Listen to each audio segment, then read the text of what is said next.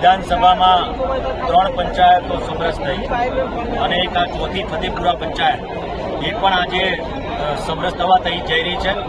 તમામ સભ્યો અને ઉમેદવાર સાથે આખું ગામ ફતેપુરા પંચાયતના તમામ નાગરિકો અહીંયા ઉપસ્થિત છે.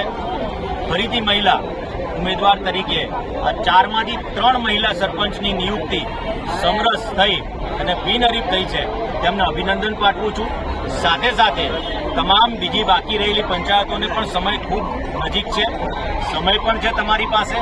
જેટલા લોકો ઉમેદવારી પત્રો ભરેલા છે અને એમને પણ વિનંતી કરું છું કે તમે સમરસ કરો. આજે આનંદની વાત એ છે કે બાયડ તાલુકામાંથી 4 પંચાયતો સમરસ થઈ છે.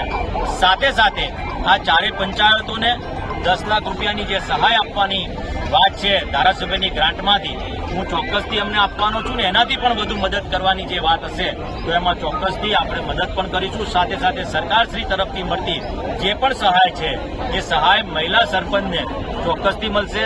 તમામ નાગરિકો, સરપંચ, સભ્યો અને તમામ લોકોને હું અભિનંદન પાઠવું છું ને એમનો આભાર માનું છું કે સમરસતાના વિકાસ તરફ એક પહેલ અને એક પગલું આગળ વધ્યા છે. તે બદલ તમામ નાગરિકોનો આભાર માનું છું. અસ્તુ ભારત માતા કી જય. જય જય ગરવી.